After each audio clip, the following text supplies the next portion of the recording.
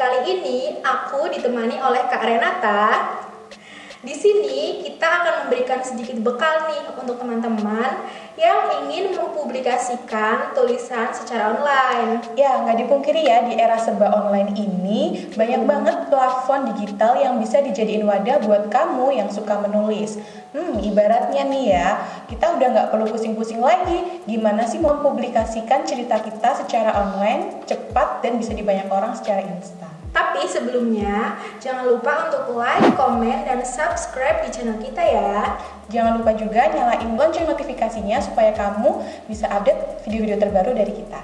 Apa sih yang biasa harus kita persiapkan kalau kita mau mempublikasikan tulisan secara online? Sebenarnya mudah ya Kak. Iya, benar banget. Kita hanya perlu mempublikasikan tulisan kita di blog atau di platform digital menulis seperti Wattpad, Storyco, dan lain sebagainya.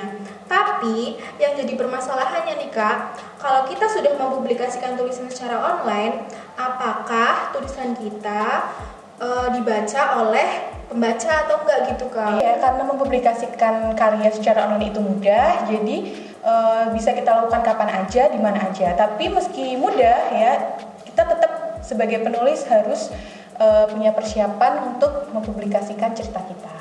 Nah iya benar banget tuh, karena tidak ada editornya ya Kak. Benar banget. Jadi kita sebagai penulis berperan sebagai pembaca, editor, dan juga cover buku itu sendiri.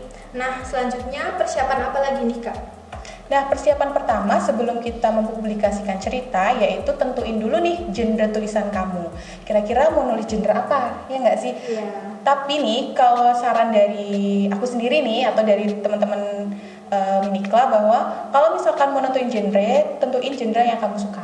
Ya kan, genre yang kamu suka, genre yang kamu sukai, supaya nanti ketika sudah menulis nggak berhenti di tengah jalan. Tapi nggak ada salahnya loh kalau misalkan teman-teman mau nyoba genre yang di luar zona nyaman teman-teman. Selain genre nih ya Kak, hal lain yang perlu kita perhatikan yaitu kita harus menentukan alur cerita semenarik mungkin. Nah karena nantinya nih Kak, kita akan menemukan banyak sekali penulis yang menulis genre dan alur cerita yang juga menarik.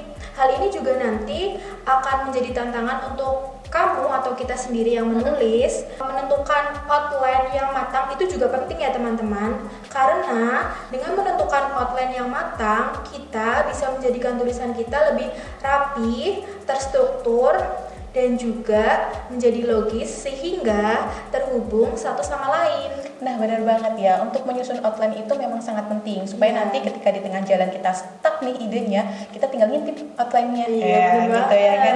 Nah untuk yang selanjutnya nih, kalau genrenya udah ditentuin, outline-nya sudah dibuat, alurnya sudah tahu mau seperti apa, tulis deh ceritanya sampai selesai ya. Kalau udah selesai tulis ceritanya, langsung dipublikasi? Enggak ya, tapi kita juga harus mempersiapkan dulu deskripsi dari cerita kita. Karena nantinya nih kalau di platform digital, biasanya tuh ada halamannya nih ya Mbak ya. Jadi nanti pembaca akan lihat dulu deskripsi singkat. Kalau misalkan di novel mungkin disebutnya blurb ya. Nah itu kalau di deskripsi singkatnya, kita juga harus bikin sendiri. Nggak dibikinin editor, karena nggak ada editornya. Iya benar. Nah buat deskripsi singkat yang menarik untuk pembaca mau membaca tulisan kamu. Ya misalkan nih jangan ditulis semua, selipin kalimat-kalimat yang membuat pembaca itu penasaran sama cerita kamu gitu. Iya, karena kalau misal di isi cerita itu kan juga ada quotes-quotes nih Kak. Benar-benar. Quotes-quotes itu juga bisa ditaruh di deskripsi kan Kak? Bisa banget, jadi biar orang penasaran. Iya nggak sih? Benar. Nah setelah deskripsi dari cerita itu udah selesai, kita lanjut ke cover nih. Oh benar banget. Karena cover itu kan juga penting cover. Ya. Nah teman-teman juga kan sering mendengar tuh ungkapan don't judge book by the cover. Nah tidak bisa dipungkiri juga nih untuk teman-teman pembaca itu sebelum membaca tulisan atau buku itu juga melihat covernya terlebih dahulu ya Kak? Iya benar, cover menarik itu juga pasti akan menarik pembaca buat membaca. Iya benar sekali. Nah jadi nggak ada salahnya nih kalau teman-teman ingin mempublikasikan tulisan, teman-teman juga harus menentukan covernya semenarik mungkin sehingga menarik untuk dibaca oleh pembaca. Nah banyak sekali juga kok aplikasi-aplikasi untuk edit foto yang digunakan untuk cover buku itu ya Kak. Betul. Contohnya ada Canva, Pixel Lab, dan lain sebagainya. Nah, benar banget. Wah, udah banyak nih ya tadi ya dari awal. Apa nih kita tadi lakuin ya? Ada genre sudah, alur sudah ya, bikin outline, kemudian deskripsi singkat sudah, kemudian yang terakhir ada covernya juga sudah jadi.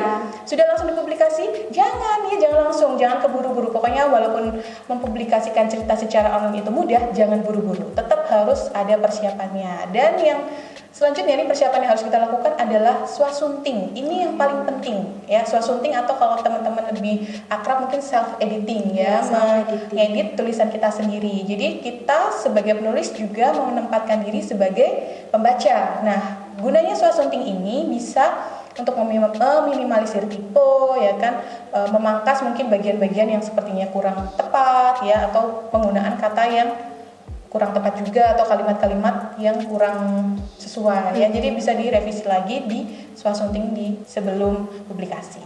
Nah, kalau swasunting udah nih Kak, kita kan tinggal mempublikasikan tulisan kita. Betul. Nah, itu udah selesai belum sih? Belum dong tentunya.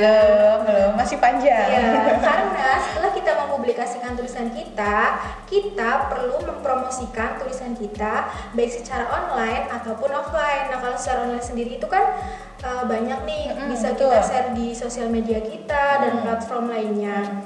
Nah, kalau di offline, teman-teman juga bisa mempromosikan tulisan-tulisan teman-teman di teman kerja, teman sekolah, dan teman komunitas. Ya, betul.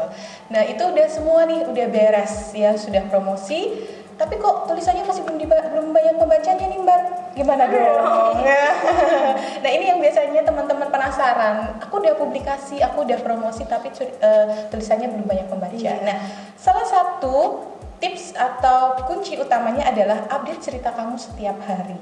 Itu kunci utamanya. Kelihatannya mungkin mudah ya, oh ya harus update setiap hari, tapi itu menarik tantangan di diri kita sendiri buat bisa konsisten gitu. Jadi konsisten update cerita kamu setiap hari, pasti bakal banyak pembaca yang akan dengan setia nih menunggu updatean cerita kamu. Iya, karena di dunia ini nggak ada yang instan ya. Iya, benar banget. Indomie aja perlu proses nih untuk direbus, apalagi iya, benar banget. hal seperti itu ya. Iya, apalagi tentang cerita menulis, ya semua pasti pengen jadi penulis yang terkenal ya, tulisannya mungkin bisa diterbitkan menjadi novel ya, apalagi bisa jadi bestseller. Itu adalah impian semua penulis. Nah, itu tadi ya teman-teman, hal-hal yang perlu kita perhatikan ketika kita akan mempublikasikan tulisan kita secara online.